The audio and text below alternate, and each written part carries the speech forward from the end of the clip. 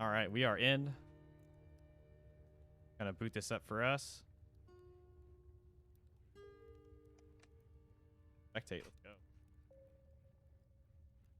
Oh yeah, I can. Oh, look at that beautiful custom avatar. Love it. Man, I could honestly, I could talk all day about old Flash games that like, oh hey, you remember this? You remember that? Like the gosh, what were they? They were like the cannon launcher games where you like just try to like shoot something as far as possible and they bounce off different things in the environment. Oh. You can unlock upgrades and stuff. There's a whole bunch of games like that.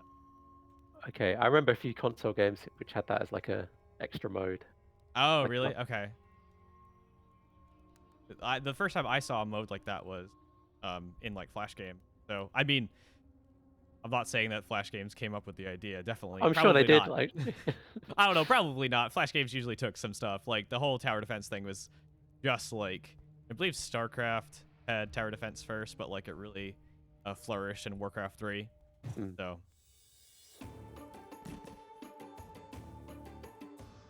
All right, look at this layout. yeah, we have Bolt on both sides. Bolt on both sides, Warrior on both sides. Paul going for a berserker strategy, while FN is going more of a support style strategy here with the chemist. So the chemist a bit more squishy, but it comes with speed, comes with vigor, comes with all these good tools. Nice bonuses, yeah.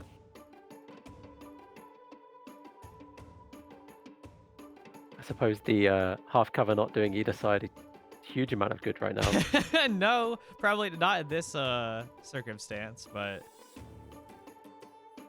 both going for a more melee-centric strategy here. Although one of the biggest threats to the Berserker is normally the Chemist's Flame Flask, so that big elemental damage, true. so... But it looks like Paul's trying to get in there as soon as possible to deal some damage to that Chemist. Big pile up there.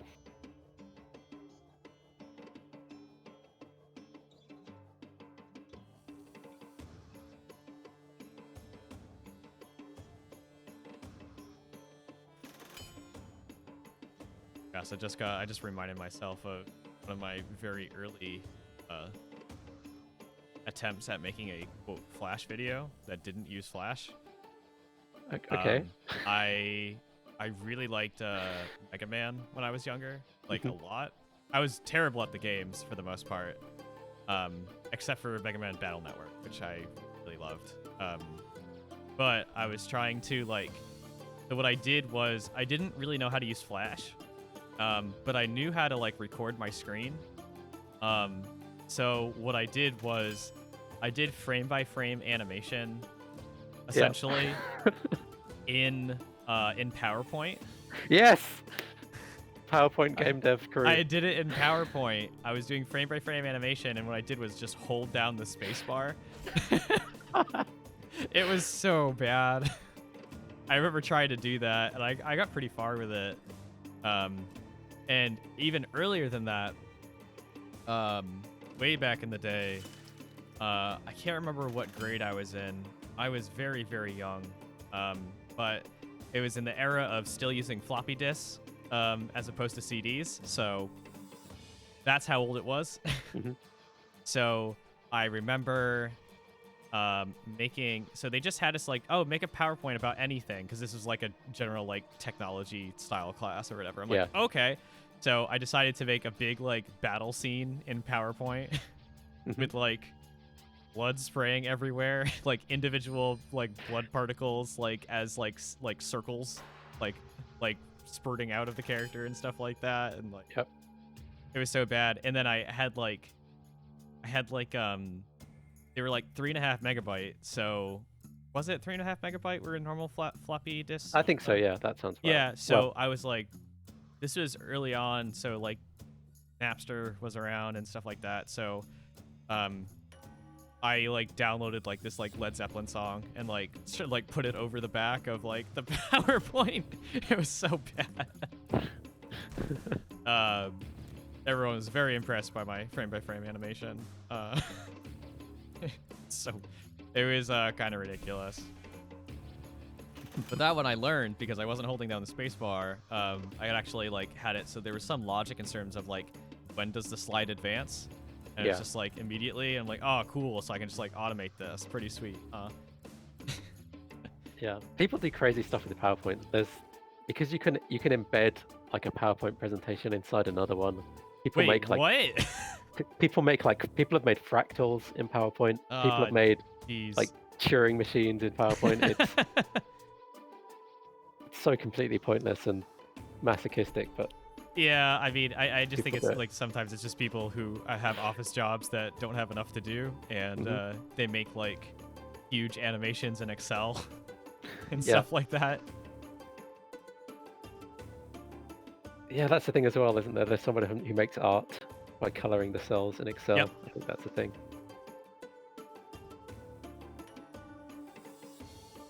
I am very much not adept enough in Excel to be comfortable with that, so I can do like pivot tables and normal tables, and that's about it. I haven't really gotten into like macros or scripting or anything like that. I haven't really had the need to do that for the most part, so.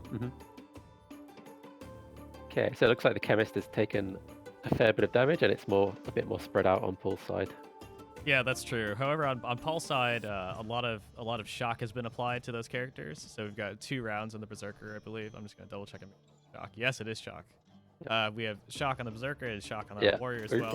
We really need to give some of these status effects unique icons. We'll get there, I promise. But yeah, on the left-hand side here, Alphen's Warrior does have shock for 3 turns, but the Warrior's looking pretty good, so it's going to take a while for that to make a huge difference. Nice big chain here with all these supports. Also a ramping strike on, I believe, on Paul's side with that character. I almost said character 8 again. It's Bolt. It's Bolt. I gotta say Bolt. It takes a while to get used to that.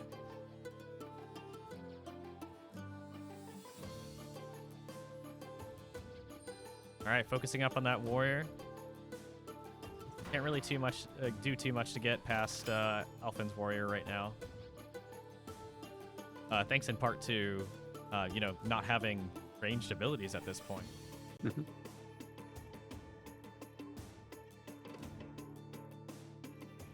That Berserker is going right after Alphen's Chemist, though, so Berserker might be able to get in some.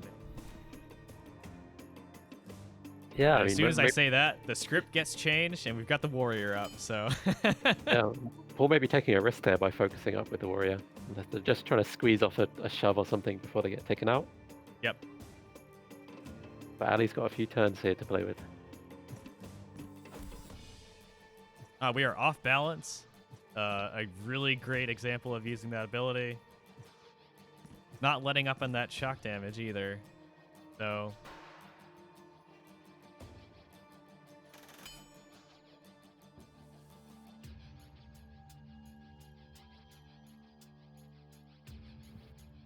Curious what Paul's going to do here now.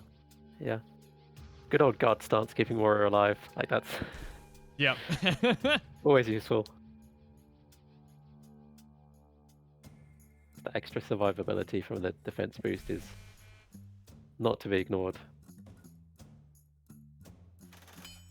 Definitely not. That good old Chemist Warrior combo. Tanking up and healing as well. Lets them stay in the battle for a decent amount of time.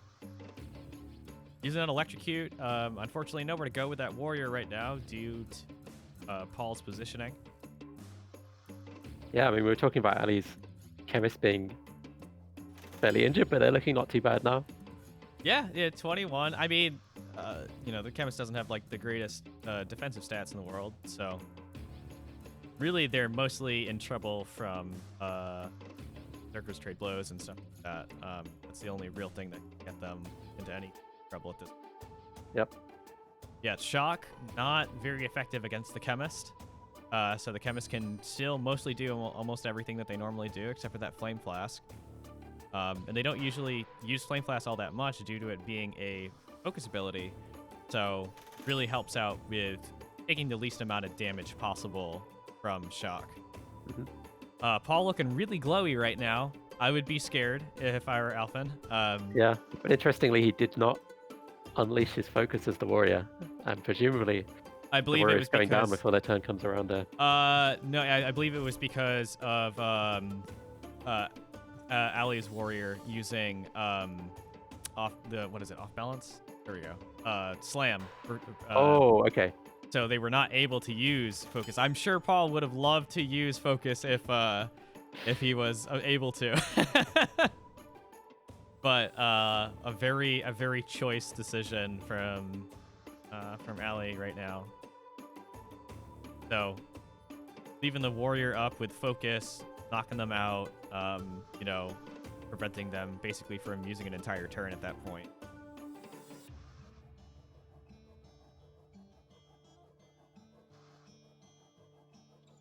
Very curious as to which character Ali is going to focus on now. Both characters at similar amounts of health. Ali's going to have to make a decision pretty soon, though, because that warrior is not going to stay up for very long. So they have to figure out whether or not they're going to... They're ever going to focus up that chemist. They could not. It all depends on what they want to do. Whether they want to...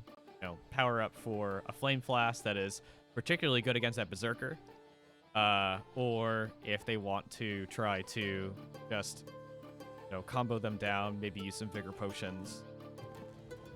Yep, I mean the flame flask wouldn't be a bad shot. The berserker's really got no way to get back into cover easily. Yes, definitely.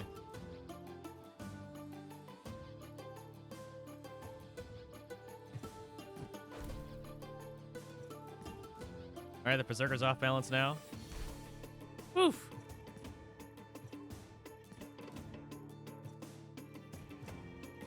Jason, is that intended? Where the whatchamacallit, bolts attack triggered the berserker's attack?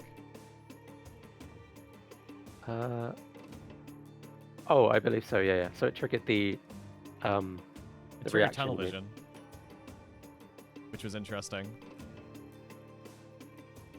Yeah, I'll have to play that back.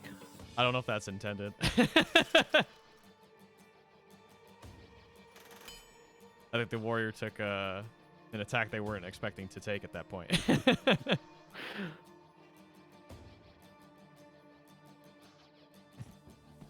However, we do get a little bit of damage in there, and it's just enough to knock out that berserker due to that little tiny bit of bonus damage on the first attack from that sentinel stand. And yet the shock, the shock on the way back takes the warrior down as well. Yeah. So,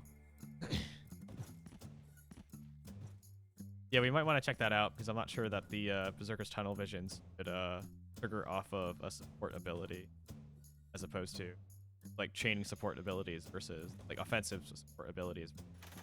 Having that tunnel vision have to be triggered off of a skill, primary skill. Yeah, so I think generally the support attacks do chain off of other supports. Like if you use the ranger to support the berserker who does tunnel vision or something like that. That's yes. I'm trying to remember. Yeah, okay. I think right now the only ones which don't trigger follow-on reactions are things which are more like counter attacks. So like sentinel or impose, things like that. Yeah, which kind of makes sense in my head. Like that kind of feels intuitive because they're not really moving out of their side of the field or anything like that. Yeah, it's interesting because I kind of feel like the ramping strike is kind of a counter as opposed to an offensive ability. So that's why I was kind of like, I don't know if an offensive ability like tunnel vision should trigger off of a counter. I think the difference is ramping strike. If your opponent's using a ranged attack, then ramping strike you can jump all the way over there and do it, as opposed to something like sentinel, which is based on them coming into your space. That is true. Yeah, it's interesting. But I suppose in this case, if it's a melee attack you're reacting to, it's kind of the same. But it's under the hood anyway. That's the difference there. Interesting. Okay, cool.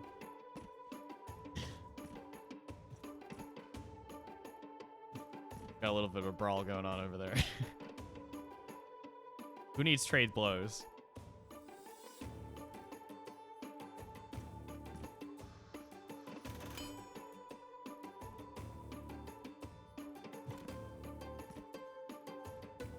Whew, that did a lot of damage there, but wasn't quite enough. A lot of bodies piled up on Ali's side.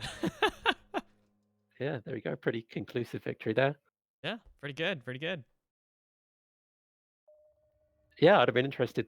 I couldn't predict ahead of time which way that was going to go. I think Ali played pretty well. There was some good use of the blocking the focus and so on, which maybe is what turned the tide there.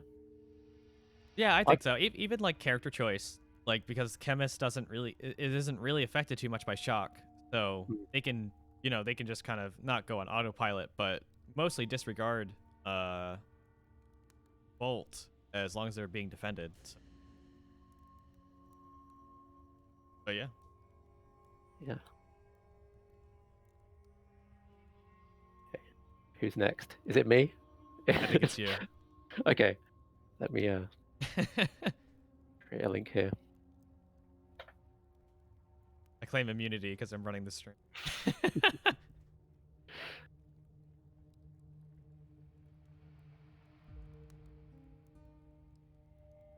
Which reminds me, I'm gonna have to look into what happened with the embed of the chat that has a white background now, white text. And I think that maybe the CSS didn't get applied. I haven't touched it, so that's why I'm confused. I haven't touched maybe it. Maybe they changed the web page, and then now the CSS is invalid. I don't know. We'll have to look at it. But I booted it up today. I'm like, oh, that's very interesting. Okay. I wish they would like. I don't know. I don't know where to even go to find like about that kind of stuff. I think they just kind of do. But yeah, I don't think they feel obligated to. Unfortunately, no. Okay, interesting layout here. We got some goo on the ground. We got some falling debris. All right. Not gonna reveal my character picks, but no. Don't worry about it. We'll know soon enough. All right, so you're both in, so I'm gonna join.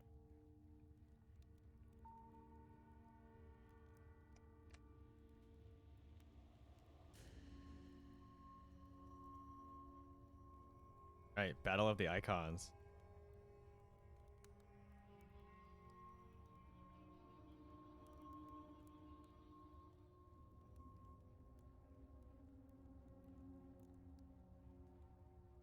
okay. You know what? I think they did change the chat because I just checked on my own OBS and it's also broken. So that must have happened like figure that out before the next overnight. Then for the next stream, which I guess is going to be the game night. Yeah, that's true. Well, your chat was fine, wasn't it? Like your embedded chat yesterday was fine.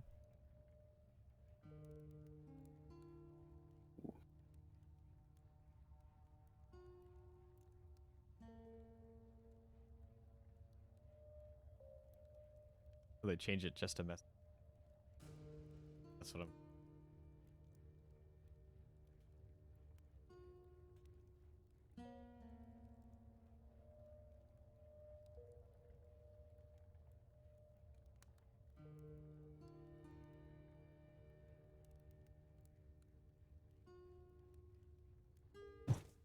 All right. Okay, we're in. Plenty of goo.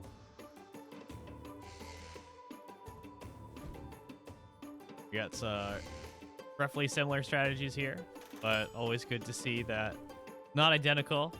Some radically different strategies happening here with Chio being on Jason's side, and we have totems on both sides. We have the Ranger on Ali's side here.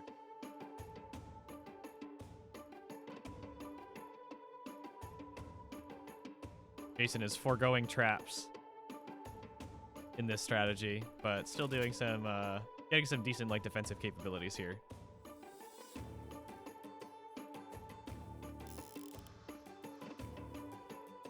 Thankfully for Jason, it looks like that falling debris is going to wear off before he gets pulled into those rocks. So yeah, so not as much damage, but yeah, that would have been particularly debilitating.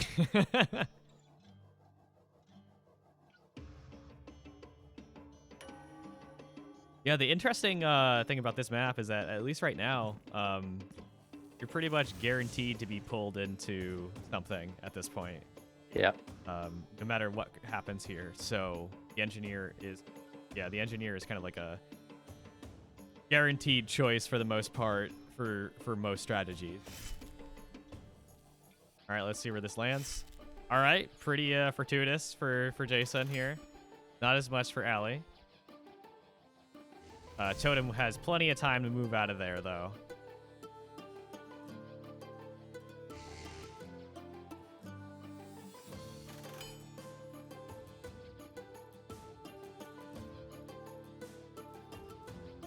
Kind of dangerous because you can't really target the engineer right now, Jason, unfortunately. Theo. That's true. But, you know, that poison's gonna have quite an impact on them, I think. Oh, definitely, yeah.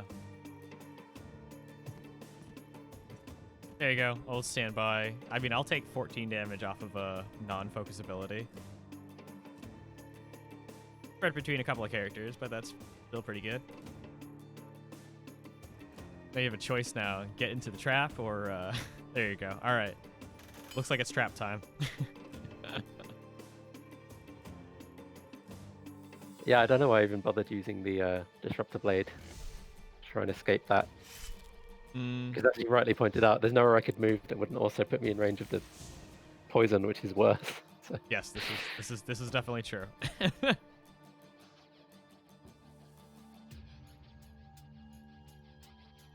also, the trap is marginally less bad than it used to be.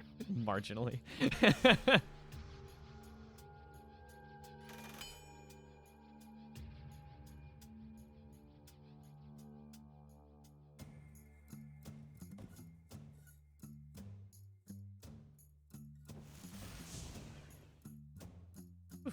Definitely paying a little bit of a price there for using that pressure release. Definitely probably the right move, but still. I mean, there's nothing I could do on this battlefield that doesn't put you in an insane risk. It's just pain everywhere. Switching over to that shock module, so Shio's gonna start feeling some pain over time now. Gotta get Shio out of there eventually.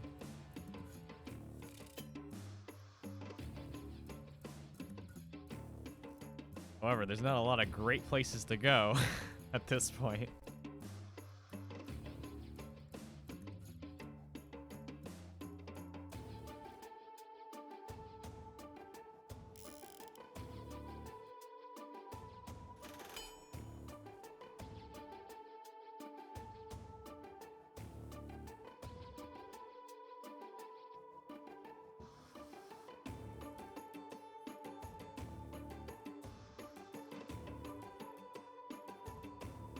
Less focus happening on in this battle. Generally a more like immediate type thing where you're trying to take advantage of certain, I guess, terrain effects and immediate combos from characters. I mean, it also doesn't help that the focus ability for the engineer is not particularly as useful as it normally is.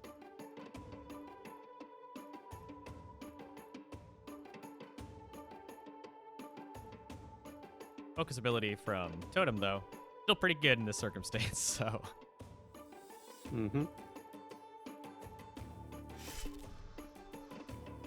Alright.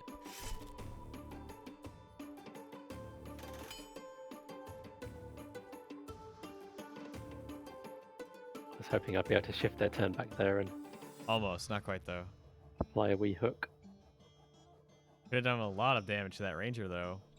To the shock module instead. Oof, the combos. Just spread that damage all around.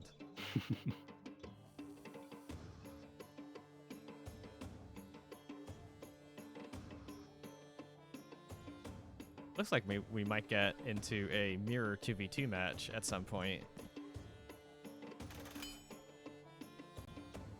between Totem and the engineer.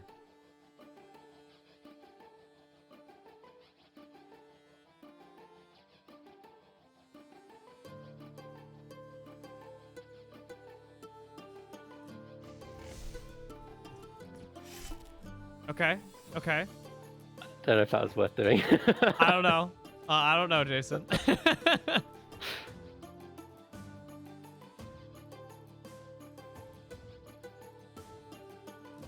Because they have their turn directly after, they could just pull them right back in.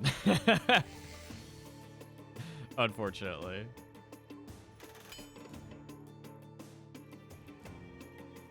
If it were me, I might have pulled Totem into the goo, but you do you.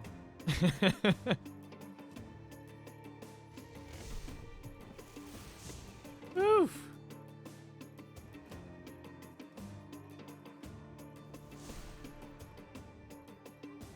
Ooh, we are levitating now. Not able to be targeted by shield.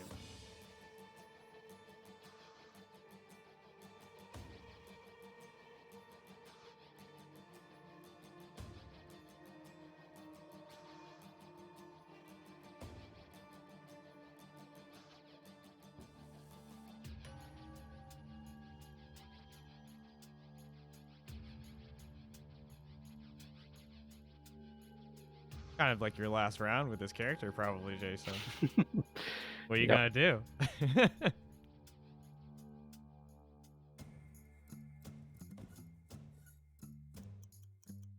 Got 10 seconds. Oh, there we go.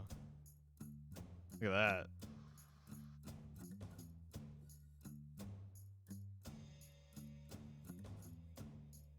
All right, wait, so we got like a minor heal going on there.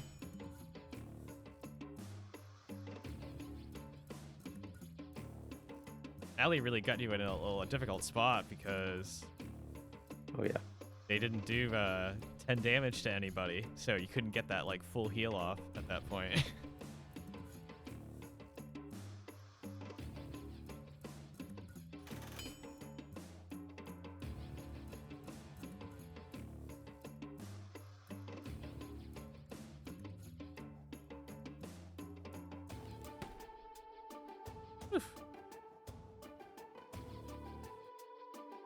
Looks like potentially Totem's gonna finish the job.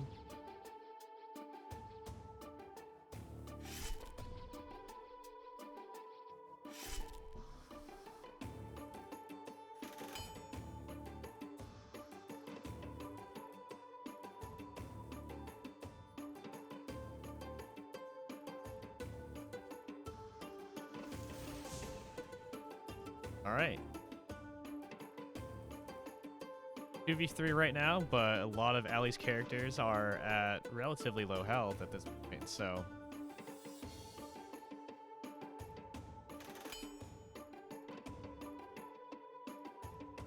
Yeah, I kind of wanted to focus the engineer, but levitation makes that a little bit tricky. Yeah, definitely. We'll have some other opportunities. Damn I it. mean, you did, the initial damage does get dodged, but, you know, you'll get a little bit extra in there. 3 more damage from shock, and then they'll take a little bit more. I mean, if you... Was it going to do 6 damage if you connected there? Would have been close.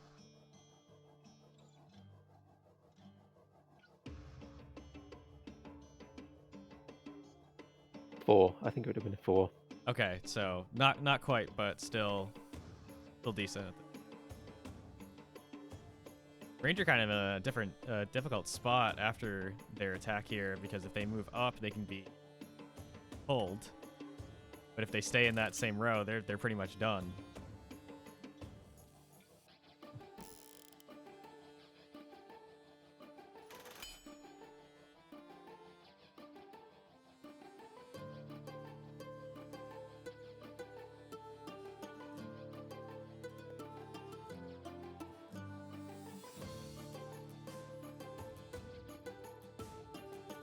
Unfortunately, able to get off that one last trap, so it makes things a little bit more difficult. Does indeed. Okay. Ooh, okay. Going for the broken defense there. So now the Ranger will not be able to support that arm hook, so it deals a little bit less damage than that combo normally would. The arm hook would have not arm hook into the goo would not necessarily have taken them out immediately. Or would it have? No, because they don't take 5 damage immediately from the goo, so ruining plans, Jason. Stepping on so many traps this game.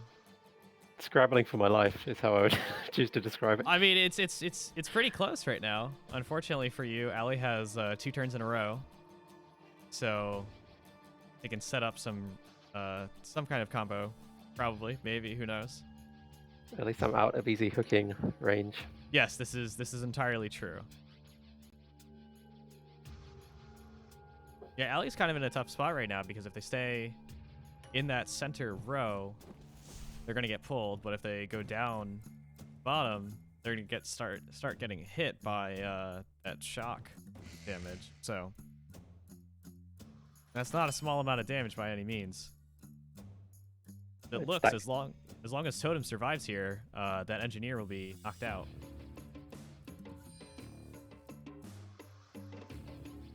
Or Allie might be going for a photo finish. Some kind of spectacular display.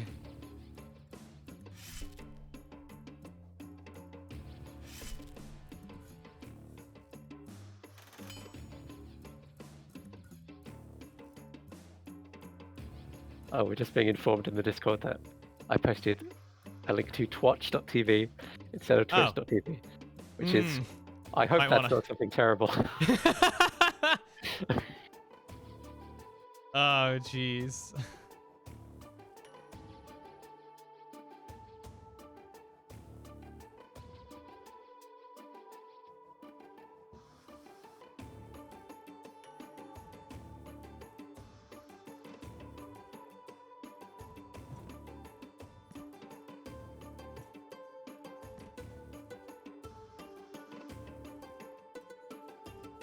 All right.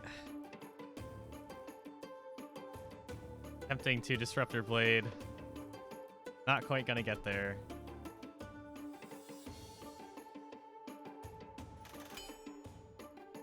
Let's see what the damage is like.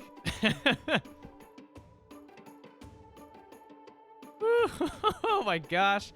Just barely survives. Jason, I think Where's my engineer's turn? Come on. Nope. Not happening. Good as dead.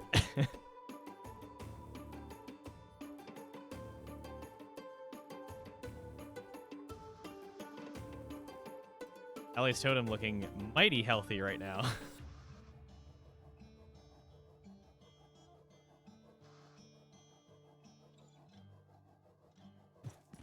Oh, I needed that. Nope, not almost.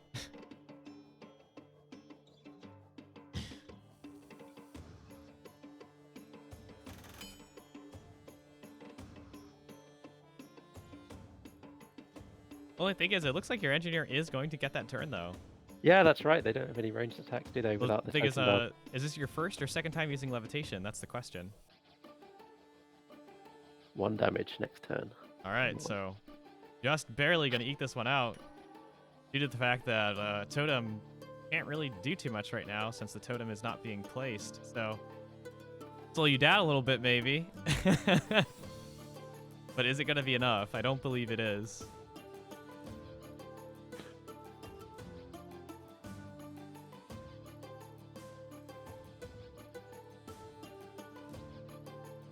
Surely not. Okay, I believe in you, Jason. All right, not quite. Almost. All right, last ability. Let's go.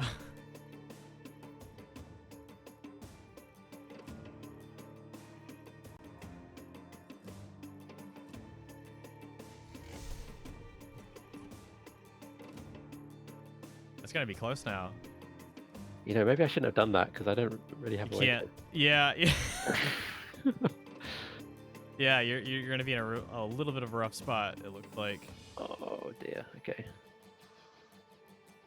It's not possible to put the totem down on the goo, right? It is. It is. Oh, it is. Okay, well.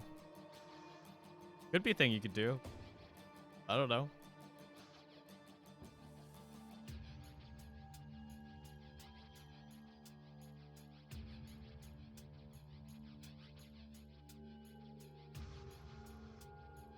Yeah, it's a close one.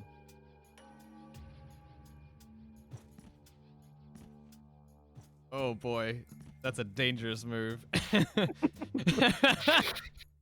Looks like it's gonna pay off though. Oh man.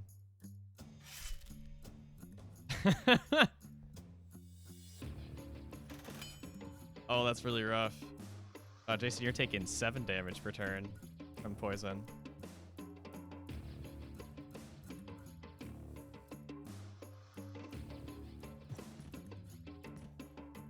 Oh gosh. Oh man.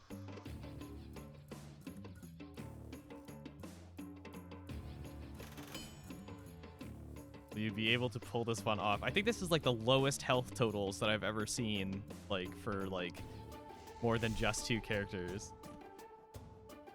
All right, that looks like it's gonna do it. Just barely.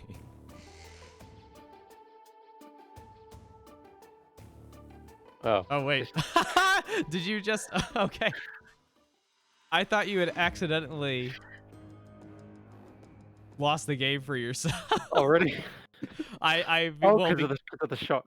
yeah, I Oh. thought you had almost done it because I thought that I had initially thought that Allie's totem had the shock totem up instead of I'll be honest, I hadn't actually checked.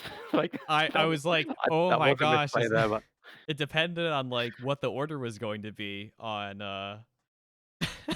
I thought you had almost threw that thing, but I mean that literally could not have been closer. That's 1 health on the last character. Yeah, disruptor blades. I mean, some of the disruptor blades worked. Some of them did not. So I don't know. yeah. I Jason, think you like made some interesting choices. maybe 2 or 4. I made some mistakes, I think, but it kind of it panned out ultimately. Yeah, Wow. ultimately that worked. So just barely. Oof. Yeah. No, that was cool though. Trying to eke out as much damage as possible, even going on those you know, the poison tiles. So Yeah, it was that last disruptor blade that finally yep, came through for me there. definitely. But yeah. Awesome. So it looks like Warwick's has joined the party. Ooh, that works. You ready to fight? Reigning champion Jason by 1 HP.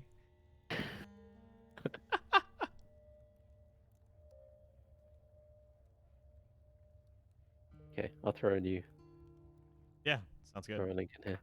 All right, sweet.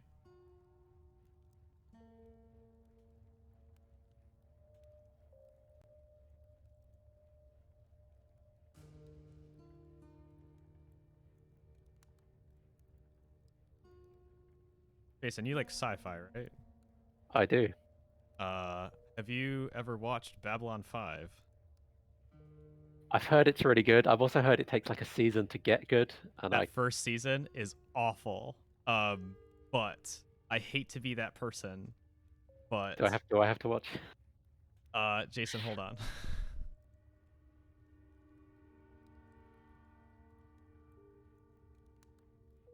I've got my Babylon 5 shirt on today. Which I didn't know they still made shirts for that. It's probably not licensed, but hey. Got it at some Repping for the Comic-Con in the E5. before times. It's Babylon 5 is very, very good. That first season is not great though, but unfortunately you do have to watch it in order to understand some of the stuff that happens. Yeah. So, but truly, like, if there's anything like, you know how in Next Generation, where you know he grows the beard and everything is like good from then on. Yeah. Yeah. Pretty much that. Like the first season is pretty bad. Like, Okay. Okay. there's some key things. I highly, highly, highly recommend that. It is one of my favorite sci-fi kind of things because it my most favorite thing about Mass Effect was kind of the scenes in like on like the station and all that kind of stuff, like that kind of like not so much the drama but like the space opera part of it. Yeah. And there's I was like rewatching Babylon 5 not too long ago, and I'm like, wow, Mass Effect just took everything from this from this show. Like, it is like, I'm sure they had other like inspirations because, you know, sci-fi lineage is what it is, and everyone takes everything from everybody. But I'm like, wow, the feel and the mood and like a lot of how like the alien races work and stuff like that. Of like, this is just a whole bunch of stuff from Babylon 5. It was kind of amusing. Interesting. Yeah. It's my favorite sci-fi show, I would say. Oh, okay. Yeah, That good. Are we placing this above like TNG? Is it on that? I haven't seen TNG in a very long time. Yeah. So I mean, yeah, I don't know. They're two different shows, I would say. They're two different feels. Where TNG is mostly like the idealist utopia kind of thing that has already been reached, essentially. Yep. But Babylon 5 is very much, if you're familiar with like Mass Effect lore, like scrappy humans joining the the galaxy playing field kind of thing. That's what it focuses on, and the growing pains from there. Which is it's very interesting. Let me join up this battle though. Yep, we're in now. Okay, I'll be interested to check that out. The prospect of like sitting through a season, which multiple people have told me is an ordeal. I know it's an ordeal also because the episodes are an hour long. It's not a half an hour long like episode series. So like, is that like a TV hour? So like 40 something minutes? Yeah, I believe so. I think it's like 40 something minutes. So I will say that like Babylon 5 though, like it has given me ideas about video games to capture that experience and stuff like that. Like there's something very compelling about how issues are handled on that ship. But no, it's very good. Very good.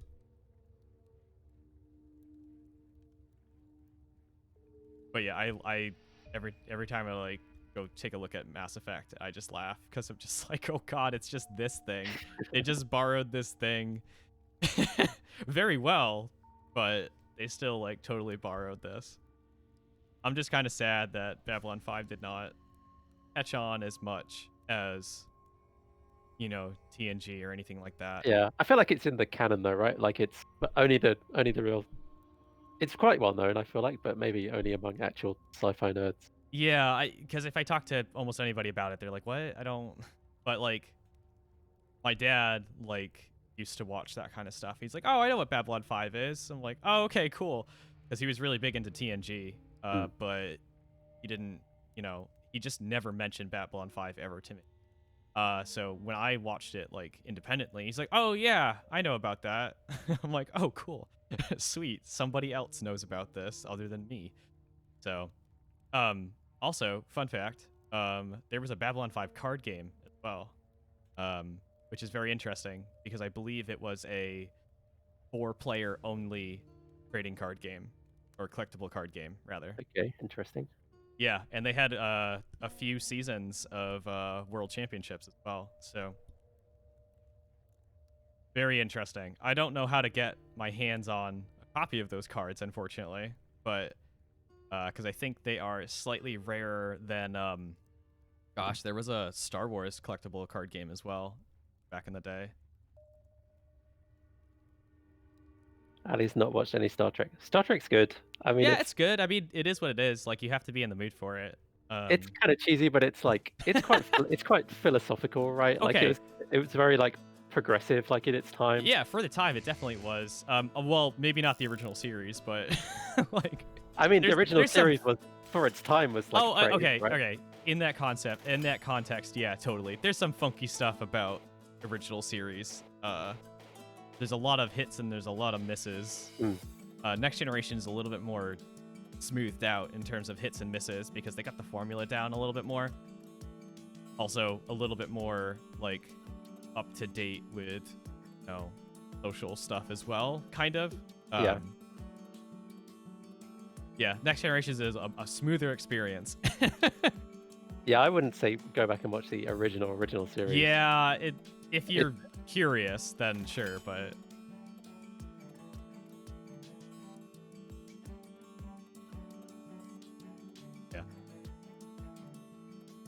yeah, Babylon 5's cool though. There's some very strong actors in that series. Very strong. Like the character actors are very good. Some of the stuff is funky, but some of the characters are just absolutely like freaking good. I love it. My partner actually, she was rooming with some people way back in the day, like after college, and they were obsessed with Babylon 5, and they actually went to a Comic-Con down in Orlando. It wasn't Comic-Con, but it was something else. And they actually met a couple of the actors there. And Kelsey had never seen the show, and then so we started watching it like last year or something like that. She's like, "Oh, I met those people." It's like, what? That's so back to front. Yeah, exactly.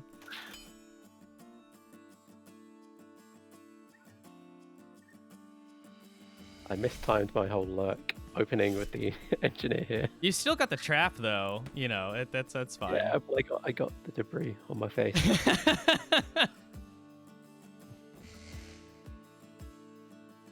Yeah, unfortunately for wargs, there's some falling debris right where you would want to be in terms of playing against the ranger, but, you know, just have to wait a few turns there. Yeah. Yeah, I like that Star Trek in the old school sci-fi sense actually tried to tackle, like, philosophical concepts. Yeah. You know, totally. the whole, like, does this android have a right to life, and should we consider doing some, it like, Asimov kind of stuff. Yeah. A little bit. Yeah, there's that. There was like each episode was quite clearly like, oh, this is the moral quandary for this episode.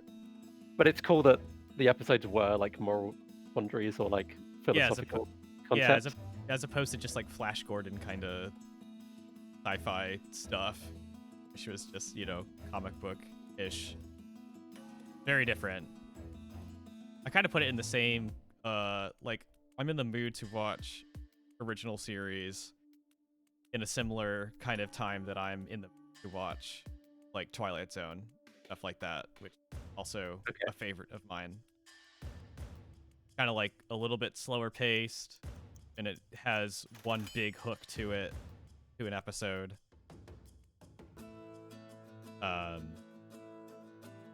But yeah, no, I'm yeah. Also, Jason, you need to watch Babylon 5 so I can have someone else to talk to about Babylon 5. Because no one... I'm sure you can find a forum, mate. Maybe. Have civil discussions about it with you. That's true. Yeah, Twilight Zone can get real weird. Not a huge fan of, like... There's like a... Not a remake, but like a continuation, like the 80s. Like I call them the color episodes, which weren't really my favorite. But the older ones, I'm a really big fan. There's some like just really good like concepts in a lot of those. It's just there's some really cheesy ones that I also like. Jason, have you watched much Twilight Zone before? I feel like that's more of an American cultural... Oh, I guess it is. I've seen maybe one or two episodes. I think there's an episode where somebody's stuck in purgatory or hell. I'm trying to remember which one that is. Everything goes right to them, like they go to a casino and they can't lose or something. Oh, yeah. It's like, oh, actually, this is hell. Is that the Color series? Is that one of the remakes? I don't know.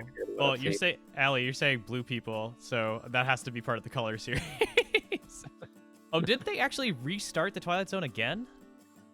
Didn't they do that? I don't know. I'm not really super caught up on modern TV shows very much.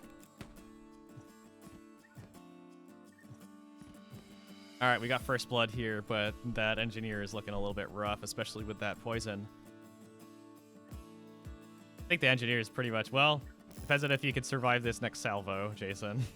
Yeah, this is my last 5, 4. Whoa! Ouch. All right, make it count. What are you gonna do?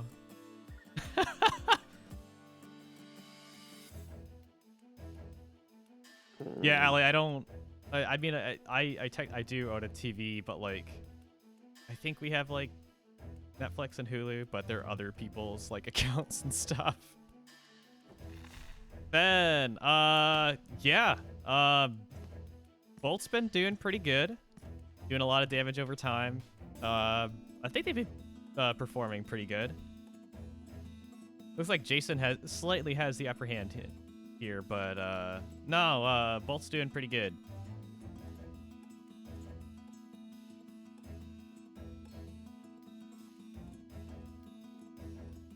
I don't know, Bolt's got a lot of good tools in the toolkit there with support style ability, real big damage over time, area manipulation, or like tile manipulation really. So no, it's general, like not all purpose, but definitely a decent character right now.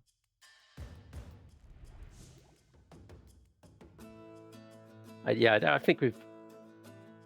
So maybe you can talk about the like overall rationale behind the most recent batch of changes. It's kind of to emphasize shock, right, and to just lean harder into everything about axe. Yep. Like, axe, sorry, bolt, I guess you would say. Yeah. So a lot of the stuff was reducing immediate damage, except in very certain circumstances where shock has been applied, and really emphasizing like, hey, we want you to apply this because it's good. Like their kind of AoE their AoE shock application ability, especially if you do that very early in a fight, could really make a difference. I mean, if you hit 2 characters, that's, you know, potentially up to like 24 damage. However, that's over like 3 turns. So, I mean, if you hit 2 characters, if you hit 3 characters, that's really good and doesn't usually happen. I mean, they all are technically code names. So who knows if these are the final names for these characters or not? Aren't they all like body spray brands? Oh gosh, is Buzz? I feel like it. Yeah, I definitely Axe. I don't know about Bolt, but Buzz sounds like something that could be. Buzz sounds like a deodorant brand that has caffeine in it.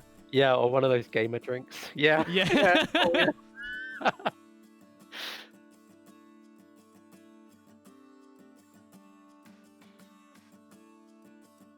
These all sound like code names for like someone in like Hackers or something.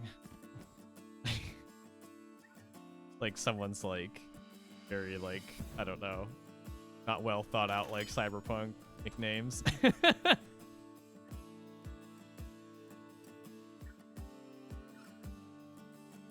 Vibrate the sweat right off your body. Yeah. Yeah, I'm not wrong though. There is a deodorant with caffeine in it, right? I could swear that there is. I saw some really weird ad. I'm like, why? Topical application of caffeine. It just seems really bizarre to me. Oh, Fen. So now that you're in the chat, you like sci-fi, right? I know you've consumed Dune. Not to mention that trailer that came out was pretty cool. I could give or take the weird Pink Floyd cover, but that's okay. You dabble. Have you seen? Are you aware of Babylon 5? That is the question of the day.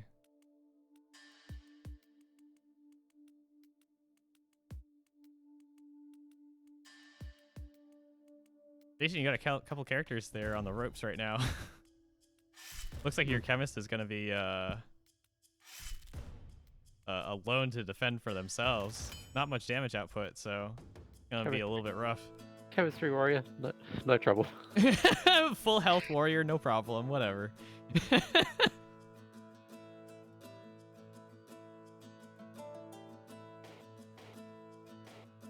Oh, I forgot that. Yeah, I'm screwed. Whoops. See ya. Yeah, I'm not paying attention to that stance, and it's pretty hard. I mean, what are you supposed to do that in that circumstance? Just like focus up, or Yeah, I mean, you're gonna get hit anyway. Fewer bigger attacks, right? I guess is the way. At that point, like maybe you could have aligned it so that you could have focused up, switched to evasion, and then positioned yourself around the chemist. So. Yeah, Warwick, I think you're right. Like, definitely a layer of when we actually have proper artwork made for these characters, adding some of these indicators would really help.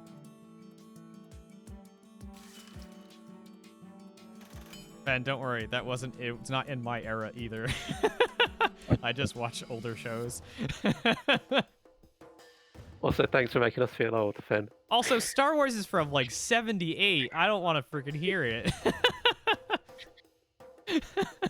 That's like the oldest. Well, not the oldest, but that's old.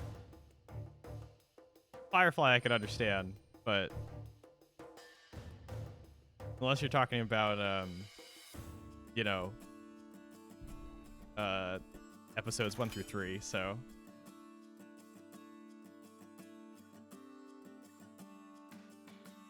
Oh, the prequels? Yeah.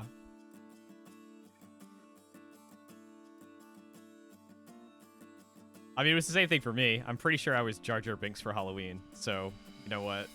I can't say anything.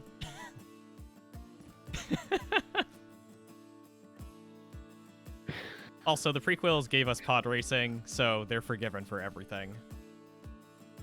Cannot explain how much I love pod racing. The first what was it called? Episode 1 racer. Oh, as Jar Jar Binks? I think we could probably. Okay, so my mom has all the pictures. So next time I'm over at her place, which next Sunday actually I will be at her place. So I will see if I can find that Halloween photo of me as Jar Jar Binks. So GG works. Yeah. I don't know. It seemed to be going my way for a while, but yeah. There's I don't know. It just started adding up. So I mean, I think the cool thing about Bolt is that if they played, if they apply shock, it'll stay on for a long time. So even if they get knocked out, like a good last kind of hurrah thing is to try to apply shock to a couple of characters, and then you'll do some damage. Yeah, it definitely works. Like the chemists get stranded after a little while, especially when they're paired up against characters that are fast, because they I don't know, they need to support people. Otherwise, they only have the flame blast, and it takes them a while to get that up and running unless you have a warrior on your side. And if you're the last one, then things happen. Yeah. Oh yeah, I've heard really good things about all the animated stuff.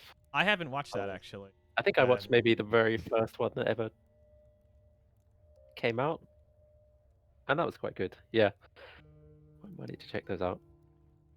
I haven't seen the latest Star Wars still. I have not either. I don't think. Yeah, I just kind of fell off of it a little bit. Let's see, Warwick's. Do you and Allie want to? Yeah, I haven't seen Rogue One. I feel like I'll like Rogue One. No, Rogue One's good. I like that. That was fun. It's very Seven Samurai kind of thing going on, but Yeah, but then they're all inspired by Kurosawa and stuff, right? Yes. George Lucas, this whole deal. I mean, well, basically, a lot of Star Wars would influenced by Japanese Korean culture and stuff. So.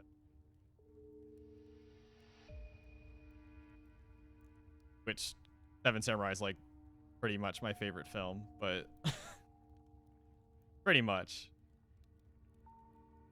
Ali, you and Warks can do battle.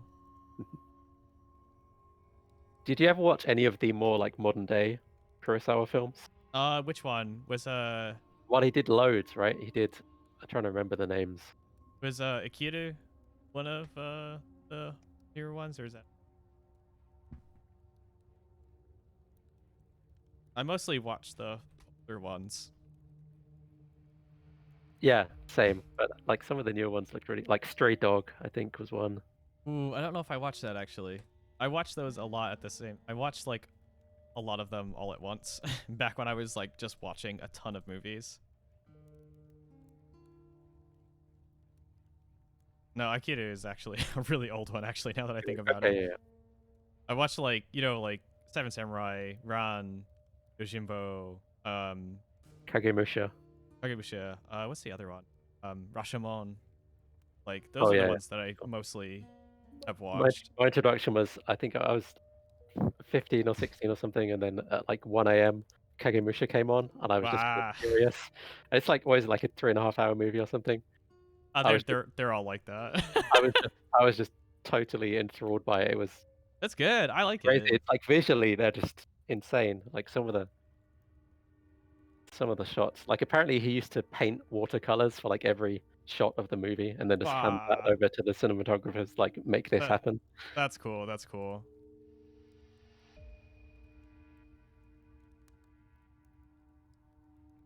Does it have what's his face in that movie? The actor that's in like just about every Kurosawa film. A really crazy guy. Yeah, I think so. I think I know the one you're talking about. Yeah, I think like my favorite quote was like Tatsuya Nakadai. Yeah, I think him. I'm trying to remember who.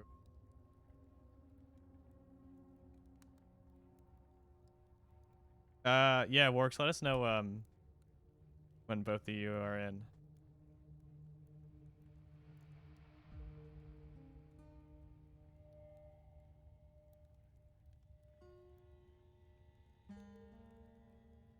All right, sweet. Over.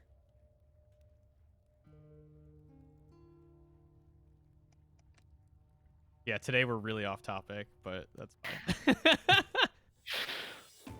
That's fine. This is a super casual stream. This is for the real Steamhounds crew who aren't off. Yeah, these little Nintendo events, these little Minecraft.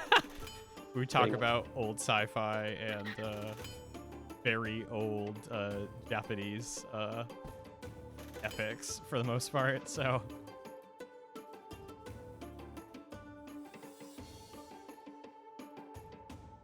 My partner and I, we don't really watch movies, but now we have instituted a Saturday night movie night. Mm-hmm. So we have a time to watch movies. So we make sure that we actually like watch movies on occasion. So we started off with it seems like every couple of weeks we switch the theme.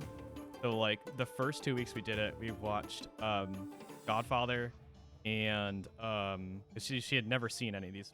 Watched Godfather and Usual Suspects. Mm-hmm. So a couple of crime films. Then after that we switched over to Yojimbo and Seven Samurai. Not on the same night, mind you, because that would have been it's like 7 hours. And then we went to we were gonna do 2 weeks of war movies, but we decided to do 1 week of what was it? Apocalypse Now, which is also a film that I really like, but she had never seen it before. Like she was familiar with like Heart of Darkness and stuff like that, like the book, but never had seen that. And man, that's a film. That's a real. That's a real filmy film, I would say. There's a lot of effects, like some very interesting like visuals and stuff. It has a mood to it. I know, like we've been watching like really intense stuff, but like the thing is like those are the types of movies that I like a lot. Like I do like really lighthearted stuff, but like the movies that I would want to like share with people and be like, hey, this is a cool experience. Like they're gonna be those types of things. What'd you say? You want like cinema, like legit. I do like cinema. Like I don't get me wrong, I do like action films and like lighter things, comedies and whatever. But like I do really love cinema as well. So yeah, I was gonna try to get her to watch Das Boot, but I'm not sure if she'll be able to sit through that one because while Das Boot is very good, it is very long, and you don't see much outside of being inside of a submarine for like 3 hours. So yeah, I haven't seen that one, yeah. to be honest. Oh, Das Boot's good. It's very tense like pretty much the entire way through. But that's one of those films where you have to sit down and be like, okay, I'm gonna watch this type of film, so like my expectations are this. This is the type of pacing that you can expect from that. Then we watched so since it's October-ish, we started to watch like horror stuff and older things like that, like horror and like suspense type things. So we did a double feature of what was it? We watched The Cabinet of Dr. Caligari, which I'm very happy that she got through because it's from like 1920. I think it's like a German 1920s film, silent film, which I really like because it does some things that films in the 1920s just don't do. And the set design looks like a Tim Burton film. Okay. It looks like Tim Burton. Like it's very much as like set up like a stage play in terms of like how the visual is done. Is it like Fritz Lang or? I'm not 100% up on Fritz Lang. Hold on. So Fritz Lang did M. Oh shoot, yeah, I've seen M. Which is very like, it has that kind of feeling to me as well. It's been a long time since I've watched M and stuff. Oh, I love Metropolis, by the way. Yes. Who does Cabinet of Dr. Caligari?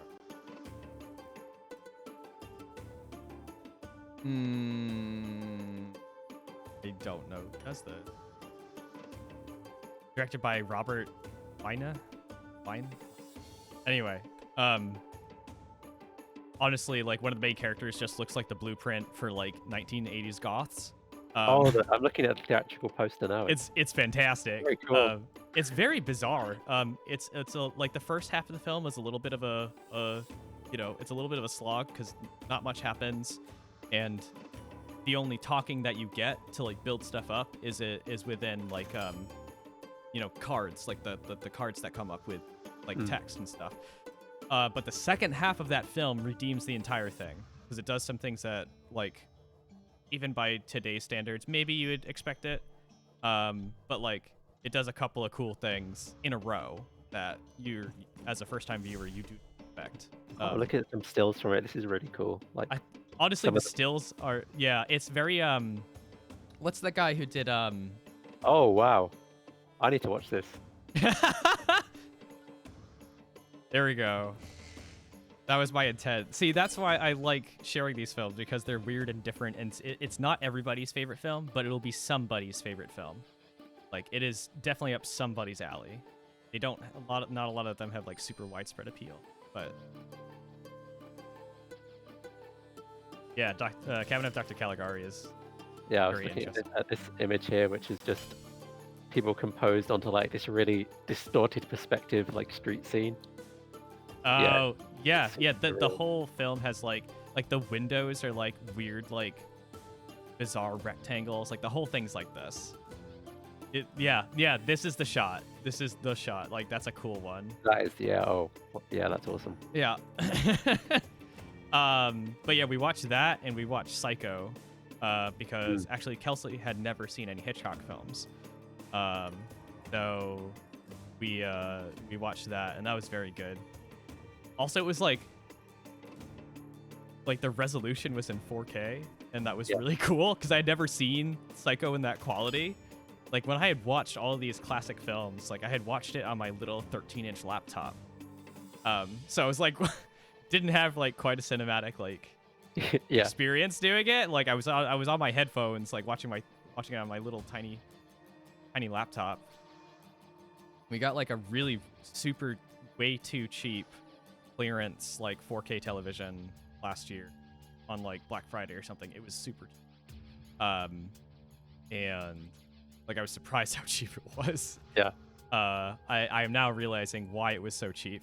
Because it is technically a smart TV and it's not good. It does some weird things that I don't like, but Just looking at the battle now, by the way, it's interesting. Going to be interesting to see how useful shock is. Like, they look pretty even right now. I'm curious to see whether shock will. Yeah, I mean, it all depends on how many turns are left in the battle at this point. So, you know, the more turns there are, the better shock is going to be. I mean, Warx does have a couple of rounds in a row with Totem, so that helps out with setting some stuff up.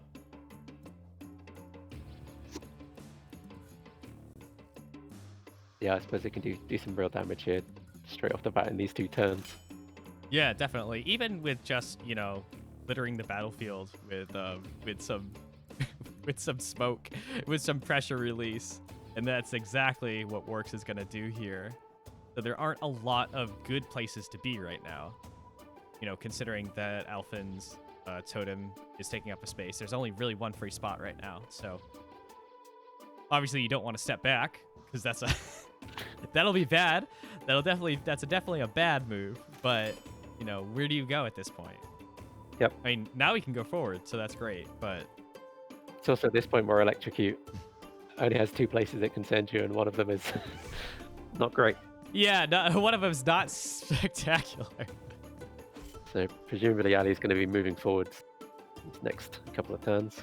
Yes. Yeah, I mean, the cool thing about Ali's warrior right now is that with that shove, it should push someone all the way back, correct? Yes.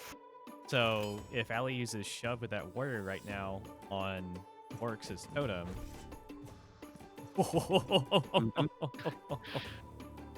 that's a good move. You know, but both of Ali's characters are down to, you know, not that much health at this point. So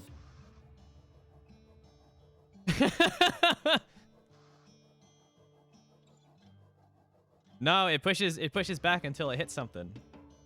It goes all the way back. What's the description here? Yeah, maybe we should clarify that, Jason, in the description, because it just says pushes enemies back. So okay, it goes to show how little shove was being used previously. Yeah, exactly. Warx has been playing for a long time, and it's always worked this way, but shove just was not Warx, you got part of the meta at all, I guess. Yeah, it's not. It wasn't really used all that much, but we upped the damage a little bit, and yeah, it looks pretty effective now, huh? Yeah, I mean, in certain circumstances, it's really nice. Yeah, because usually by the time that shove is used, you know, like it's not really a early game ability. Well, I mean, theoretically it should be because it can hit 2 targets, and that's nice, but generally shove has been used on like when you get down to like a 2v2 situation where a character is getting guarded or something like that. That's when shove can really be effective, and that's because there's 2 targets left. They're always going to be clumped together. I can use a focus ability and, you know, deal damage to both of them, and that can help. But, you know, you have to be in that situation, and, you know, probably because the reason why you haven't seen it so that it pushes someone all the way back is because generally when someone's going to use it, they're going to want to use it when they can hit 2 characters with it. So that's the reason why that hasn't really, you know, you haven't seen it in that circumstance. But yeah, no, that's working as intended. We might want to tweak the wording on it a little bit so that it's a little bit more obvious about, like, yeah, it'll just keep on going back. So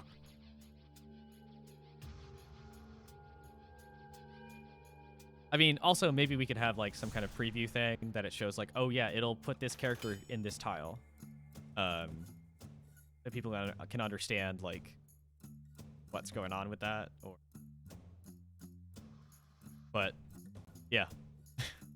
But yeah, it really does go to show the like how much that ability was actually being used before. Now it's actually being used because of, terrain effects help out a lot. Yeah, absolutely. I think I interrupted you talking about your new TV. Oh no, it's old now, but well, it's not old. It's like a few years old. But yeah, no, it's super cheap.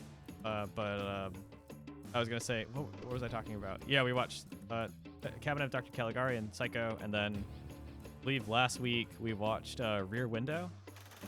Oh, okay. Which is good, but I think I'm coming up with like a recurring issue with Hitchcock films. Okay. Which I will explain once we figure out who's gonna play next. Strong finish there. I mean, Works, do you want a rematch? Because it looks like you and Allie got really close. Yeah, I've seen Vertigo a long time ago. Yeah, you and Allie should, as long as Allie's up for it, like you two should go here again. Figure out that experimentation. See what Bolt can do. But yeah, so both in Psycho and in Rear Window, I feel like the movies are cheapened by the last 5 minutes of the film. Okay. So, spoiler alert for people who have not seen either of those movies. The next like 2 or 3 minutes, I will be talking about the endings of these films. Jason, have you seen Psycho? Or It's been a long time actually. Like when I was younger, okay. I've seen Psycho, and it's also just so culturally pervasive that I feel like, well, that's the thing. Like, I thought that Psycho was ruined for my partner, but like, I asked her a question like 3/4 of the way through the movie, and I'm like, "What do you think about this?" And she's, "I have no idea." And I'm like, "Oh, sweet. So it isn't ruined for you." This is cool. I'm not gonna say another word, but like, there's I'll try to be as vague as possible. I'm gonna switch to the battle. Which one did you guys join? Did you join Allie's link, or did you join Works's? Okay, cool. Yeah. But yeah, so there's Jason, if you remember, kind of post the big climax of Psycho at the very end of the movie. There's a scene with a bunch of people talking in a room. Like there's a psychologist kind of like talking and explaining what he thinks is going on, basically. Yeah. Within his mind. And I'm like, we didn't need this. Like, we didn't need like a boardroom scene that explains to the viewer everything that like to the like minute detail about why they did the things they did and all that kind of stuff. It kind of like ruins the mystique a little bit. It's kind of very non-Hitchcock as well, right? It is. It's weird. But the thing is, yeah, so I was just like, no, you should have just left it like, we know that he probably did it because of this, but like, I don't need to know the exact details about why the writer of the screenplay says that this is why it is, That's fine to have a little bit of like, you don't have to have perfect clarity. So I thought like, wow, my cut of the film would just literally cut out that little bit and then, but still have that very iconic ending scene where he's smiling at the camera when he's like alone in the cell. Like, I would still have that. That's cool. I like that. But that whole other thing, like when he asked for the blanket, I would keep that in and then have it, and then that's it. Like, that would be my whole thing. But then in Rear Window, which I definitely haven't seen Rear Window. Okay, yeah, let's just say at the end, they made some choices to make the viewer feel better. Let's just say that. And I'm like, well, I could have just ended this movie. Like, why did we do this? I felt like he was pulling punches at that point. I think that he did it twice, basically. So, my personal opinion. Interesting. I wonder if he ever talked about it because he's the kind of person who had reasoning behind a lot of things, right? And is known to have like talked about. There's some really famous book about the art of directing or the art of filmmaking Yeah. with Hitchcock, right? Which is like the Bible for a lot of people. So I'd be interested to know if they ever like kind of talked about the rationale behind it. There's also a couple of funky things that happen in that movie that are like not fully explained. Like there's a scene where there's a couple of characters who are holding brandy snifters with, well, brandy in them. Hmm. And they are incessantly swirling them throughout the entire scene. And you don't really do that with brandy. And they are incessantly just, it's distracting how like what they're doing. 3 characters on the screen aggressively swirling brandy in these snifters, and I'm just like, what? Am I not getting a joke? Like, it's ridiculous. There's also some interesting stuff where I think the film board, like, there was some like weird censoring going on, where there's a line about like, I'm not gonna ruin some stuff, but they like insinuated something without exactly like saying it, and they had to, but like you didn't need to, because it was a normal practice for the time, but for some reason they made it not seem like a normal practice, and like it was really there's one of the scenes I'm like, was that a thing? Like, was that a thing in like the 50s? Like, and I looked it up and like, no, that's not a thing. I don't know why they made it a thing, but if you ever watch it, it'll probably become obvious. Yeah, I'll keep an eye out. Yeah, I definitely need to watch some more Hitchcock stuff. They're good. I like them, but just really good filmmaking and cinematography. And one of the things about Rear Window that Kelsey like immediately picked up was they went really hard on some of the stylings for the opening credits. Not opening credits. Well, I guess they are opening credits. It's very stylized, and it's got like basically like crude motion graphics, kind of like really old school kind of things. But it's very stylized, very interesting. And it said who did that, and I'm like, I was just joking. I'm like, oh hey, thanks so and so, because I can't remember who did it. And she's like, wait, what name was that? And apparently, like, it's just a super famous graphic designer, like, who did, like, tons of things. And, like, it's the same person who did, like, a lot of, like, movie posters for, like, The Shining and, like, very iconic stuff. And she's like, oh, now it makes sense why these, like, opening credits are absolutely crazy, because that person is very good at what they do. I'm like, oh, cool. So at least he knows how to, like, get really good talent on stuff that, like, even like the fine details of like opening credits and stuff. Just really interesting. That's cool. That's cool. Have you seen anything more recent? No. What's the most? I saw Parasite. Oh, for me, that's the same one. That's the most recent. Like, I think that's the last film I saw before. Yeah. Lockdown. That's quite a film. That is quite a film. I have some I don't have too much interesting stuff to say about that film other than it's very good. Also, I have like some issues with anxiety, and that film made me the most anxious of almost any film that I've ever watched. It's very like tightly paced, right? Oh, it's very good. They did a really good job. Nothing felt like they trimmed all the fat off of it, basically. Like, it's all just, everything is core to the film. And it made me so anxious. Oh, man. I barely made it through. It's really good, but for me, like, really setting my anxiety off a lot, so. Which is going to be fun, because for the rest of the month, I have been told that we have to watch horror/suspense films for the rest of the month, so that'll be fun for me. So do you have anything on the cards already for October? I don't know, because normally my go-to for suspense would be Alien. Yep. We watched The Thing, actually, a couple of months ago, which The Thing is one of my favorite kind of suspense films. Like I would do an Alien and The Thing double feature. I really like that. Like both of those films are just.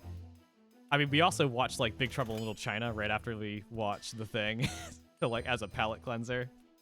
They're two entirely different films.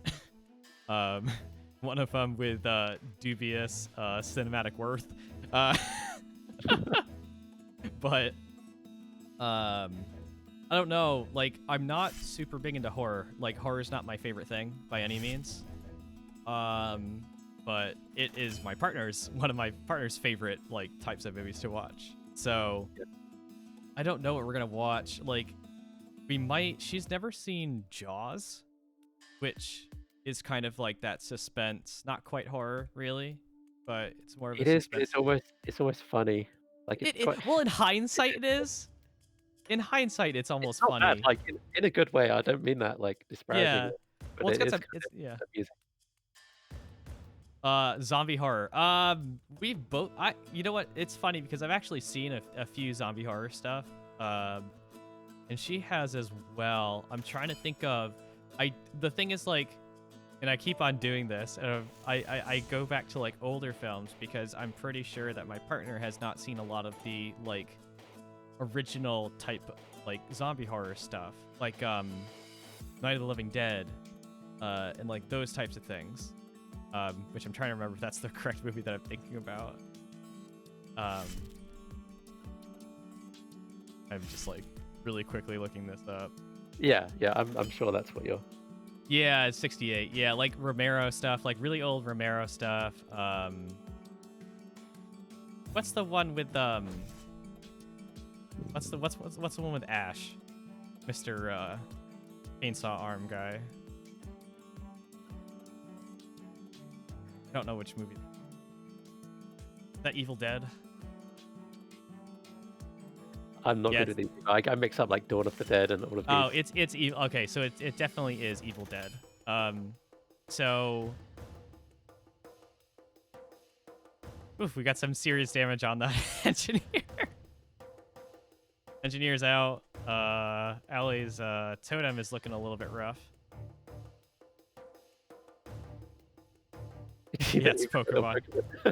That was Evil Dead. So the funny thing is about the Evil Dead series is that I have literally only seen the third one, which, if you know anything about the Evil Dead series, the third one is just a straight out slapstick comedy, while the first two are more actual horror films. So I've literally only seen like the jokey one.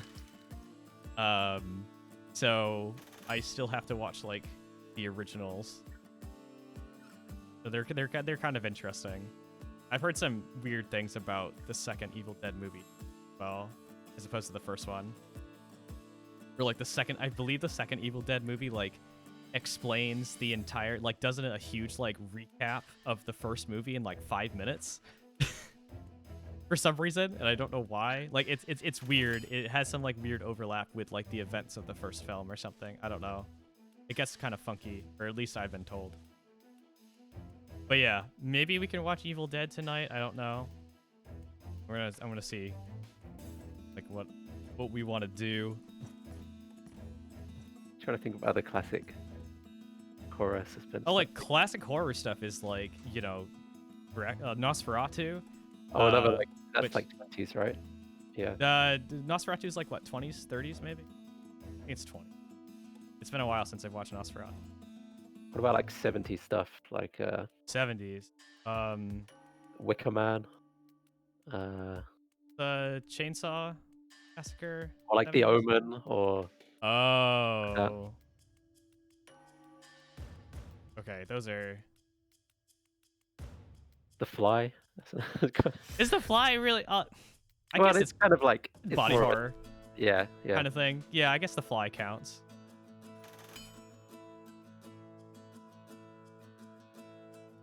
Yeah, I'm just looking at. Okay. Yeah, so if you're curious, the third Evil Dead is called Army of Darkness. and that is the big slapstick one, and that's where like the phrase like "this is my boomstick" comes from, and like if you've ever heard that, like there's some really dumb, ridiculous stuff that happens. I'm not sure how well that movie has aged, but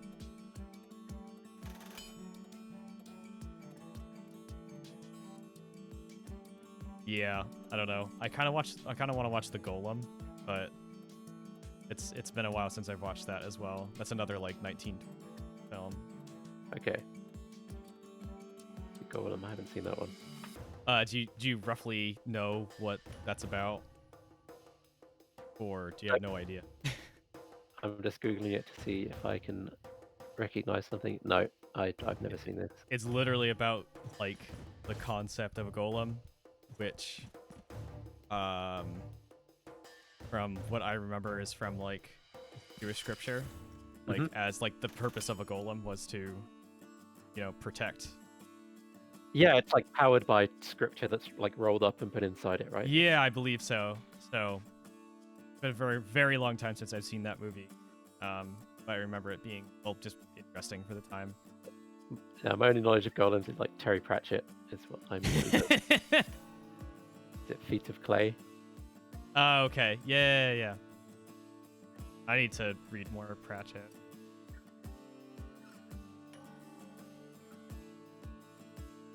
What about The Birds? Another Hitchcock one. Yeah, that's true. We could watch that.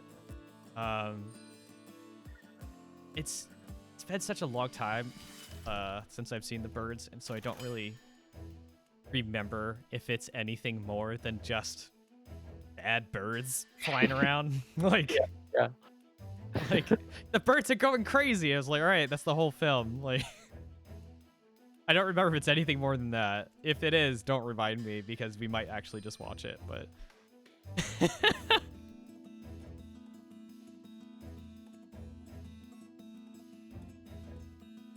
Oh, one that I found quite tense was The Descent. Did you ever see that? Oh, am I not gonna like that, Jason? I have claustrophobia. Honestly, yeah, you will. I have claustrophobia. Don't watch it. If that's the one that I think it is, oh yeah, it's this thing. Like that got me like claustrophobia wise. That was. Oh man, cave diving just. I can't. The whole concept of the entire thing is absolutely horrifying. But back into the game, Works has two characters focused up. Both are kind of on their last legs at this point. However, Works is going to be able to use both of the focus abilities here. So let's see if he can make up the difference here. Yeah, that Alphen's warrior is looking mighty tanky right now, but it looks like, sorry, excuse me. It looks like Bolt is probably not going to survive the next couple of rounds.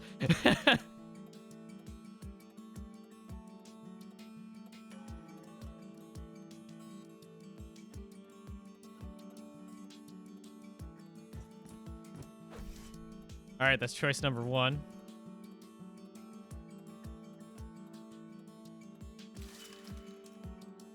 The interesting thing here is like, I'm not sure if the big old explosion is going to push them back far enough in the turn order in order for character 6 to have yet another turn. I mean, it's probably the right choice with how much damage it does. Yeah.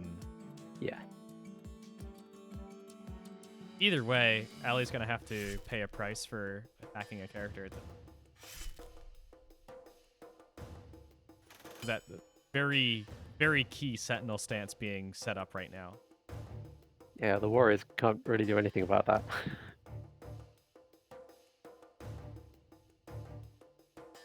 Because honestly, at this point, they're just going to have to duke it out. All right, so if we're getting that last one standing bonus here. So honestly, I think that was probably the best bet, because otherwise they would have wasted a turn. Like, obviously, knocking out Totem is very important. But it does take them a little while to do much damage. Yep. can't get a Disruptor Blade in there because they're going to hit by Sentinel Sting. Though they've got a couple of turns before Ellie's back up, so they can do something here. Yeah, definitely.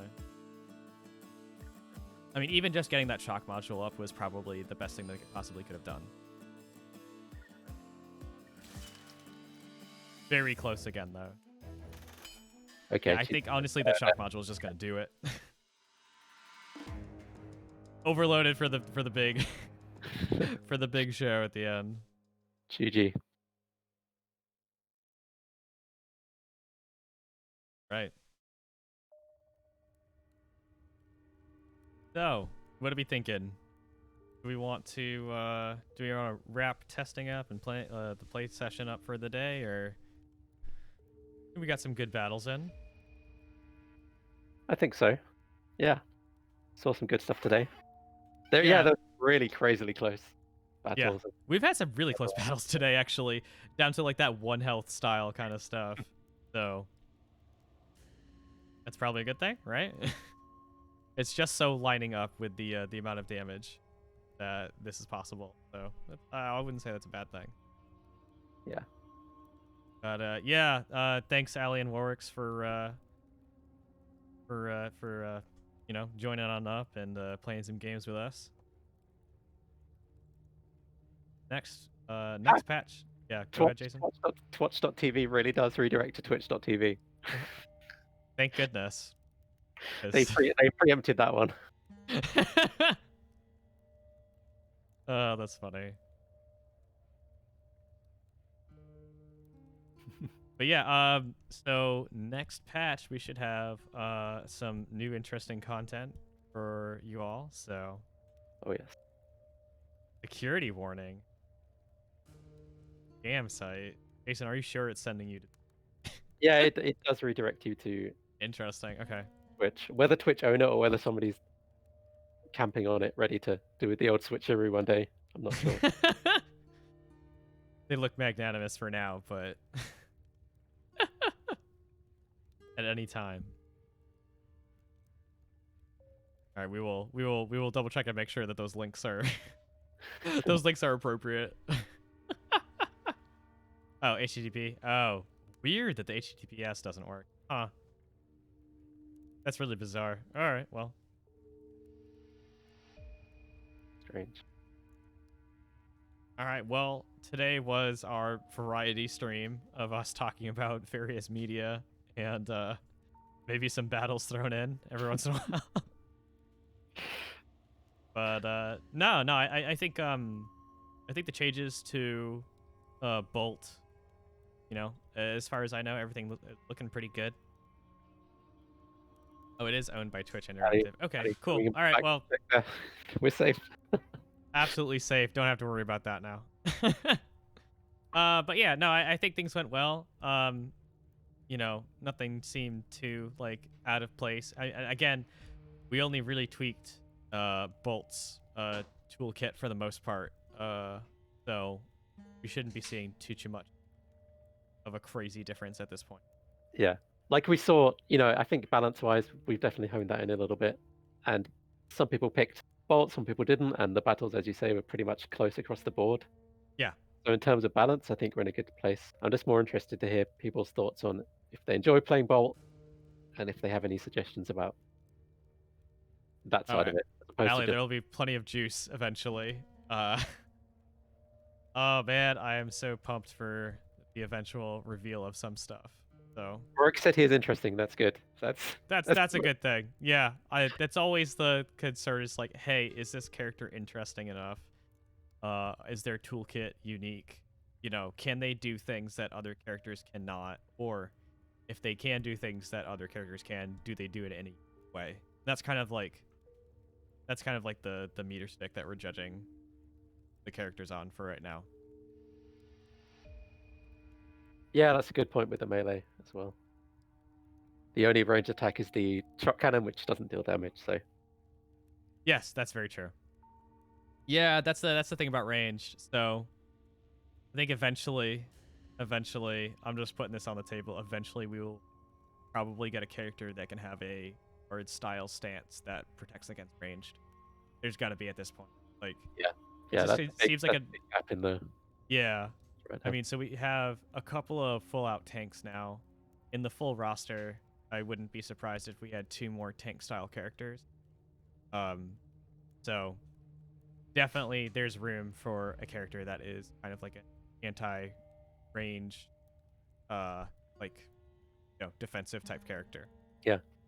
It's an interesting question though, like, or it says, "Oh, generally speaking, melee puts you at more risk, so you kind of offset that by making them more powerful. If we add too much defense against range, then we kind of get rid of that Yeah. distinction, and then we have to rebalance everything again." Um, yeah, there's a question of whether we want range to be it's sort of inherently better, which it kind of is. Yeah. I mean, we kind of took steps with the half cover, uh, yeah, but we're still missing that like anti-range tank, which would really even that up a lot. So yeah, I'll be curious to see if that upsets balance in other Yeah. ways.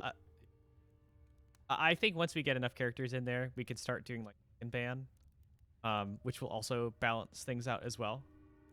But I think we need some characters in there, some more characters, because as of right now, there's 8 characters in there, so which would allow 1 ban per person, and so at that point, you have to pick from the rest, or if we don't do bans, only 2 characters used. So I mean, it's definitely possible, and that would be an interesting mode to add, because as of right now, it's just kind of like blind picks, and yeah, blind pick is not the most strategic sometimes. So unless you know what your opponent's strategy is going to be, so we might have a mode that's just like, oh, if you win, you have to lock in that strategy. But I suppose the yeah, battlefield layouts do give you a lot more of a hint now about what sort of loadout people are like. yeah, that's definitely true. Oh, Ali has an interesting point there about somebody who switches between Yeah, modes, it takes a turn. yeah. There's in the old noggin, there is a idea about a character that their toolkit is determined by the stance that they chose on their last turn. So like them by choosing a stance, they transition to another toolkit. There's precedent for that in other games. It just makes the it makes the toolkit kind of almost twice as complex, which is fine. Having complex characters great.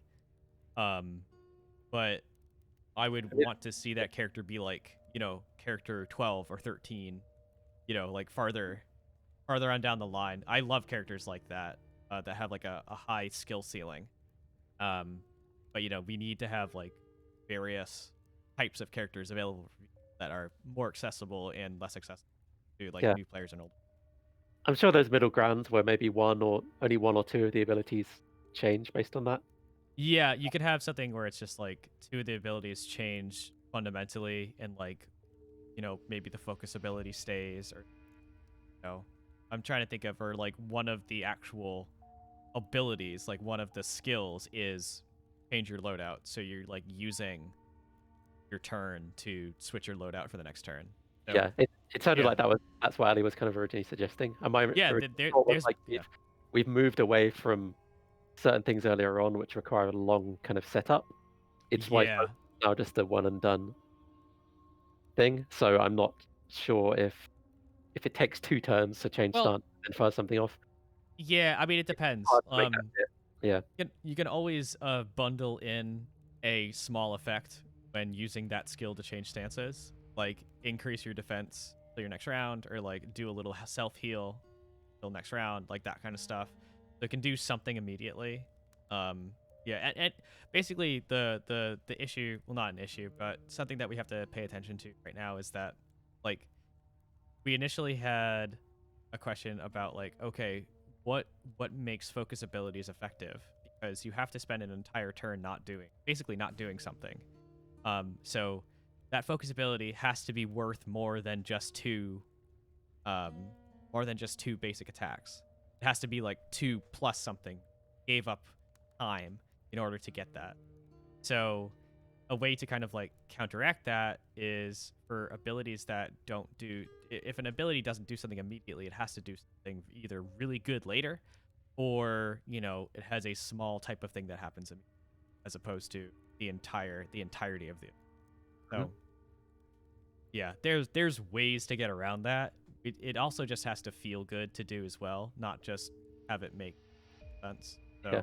So I suppose it's also, is it something you do like reactively over the space of a couple of turns, or is it like I'm choosing the mode I'm going to use for the end game, right? Like okay. it's more of a decision that implies a certain Yeah. route to stick with. Like, Or it's like, are you yeah, ever going to like change and then change back again, or is that just going to take too that's long? true. I mean, there's also fun things where, there's also interesting characters that can transform once they hit a certain, you know, call it, once certain things happen in a battle, which is always fun. Like, thing focus to become more effective, something like that. Or, um, this character can't focus up and can't be granted focus, gain focus by its particular. Then that could be interesting. But those are like rule breaking characters. Mm. Those usually come like they're usually very interesting, but those types of characters are usually like fringe type characters that are effective with certain like character loadouts. They're very fun, but ultimately those characters are usually fringe characters, unless their particular strategy is dominant. So those are just like characters that you have to be aware of and pay attention, be a little bit cautious of, like. Absolutely. Yeah, no, good stuff. So a little bit of a hint. My mic's cutting out. Oh, Hold on. I noticed that, do you have a gate on or something? I think there may be I have something. a gate. I just need to set my gain a little bit more aggressive. So I'm gonna turn my gain up a little bit. I set my gain a little bit lower. The gate might be a little bit aggressive, so now it should be all right. I just need to like enunciate a little bit. There we go. There's just, not like trail off at the end of a sentence. I was getting a little bit I was getting a little bit lazy with my mic technique. I just need to stay right on it. But yeah, so if anybody has any like interesting ideas that they think would be cool for like I don't know, a terrain object, so to speak. If anyone wants to throw in some additional ideas into, our feedback channel or anything like that, feel free to do so. I don't think it's a surprise that we're going to be exploring additional terrain objects at this point. We have not decided exactly which ones those are going to be. But if you have like an idea of something that you would like to see, yeah, definitely let us know, because we are definitely considering different stuff. Buff tiles. Yeah, tiles that just don't do bad things, maybe. Yeah, supercharge tile. Reminds me of in what is it, Shadowrun, the ley lines and stuff like that. That was always a cool concept. Additional elemental damage when when on this tile. Now, I don't know. We could try that, definitely. Yeah, because we've mostly been like focusing on tiles that like, oh, I don't want to be here. It would also be good to have a tile that I do want to be here. I mean, well, aside from like the half cover, but that is only useful in certain circumstances. Maybe something that's a little bit more universal, like I want to be here type deal. Yeah, there's some interesting stuff then about efficiency and like cycling all of the characters through that tile or Yeah, baby, something like that. Yeah, that could actually be very interesting. Huh. All right. Yep. No, that's good. Good idea. Yeah, half cover is defensive, so you're kind of like getting in there to not take damage, and yeah, so it's yet another movement that you're doing movement to not take damage, as opposed to it advancing your particular strategy. So Yeah, I like that. I'm sure we can find something in terms of like a offensive or like at least proactive buff tile of some kind. yeah, sure. All right, sweet. Buffs Buffs potency. potency. Give them temporary health. Oh, okay.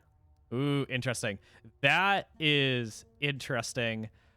That'll be interesting to implement. I'll say that much, because that's very like ability specific, very skill specific. And so you would have to kind of figure out what that would look like. That is interesting, definitely. Yeah, basically what we would be doing would be like making every ability have something that is akin to a focus ability. Like just like beefing them up essentially. So, but I'm not against like having tiles that just like say like, oh, you do more damage, or you know, you get some kind of like flat buff. So yeah, we can look into that, definitely. Exciting. So many options. Yeah, no, we have a lot of options. I'll say that much. We have plenty. So yeah, maybe focusing on like positive terrain, or I'll call it positive terrain as opposed to negative terrain. Maybe doing that could be interesting. But yeah. All right, sweet. Well, I think that's gonna be it for the day.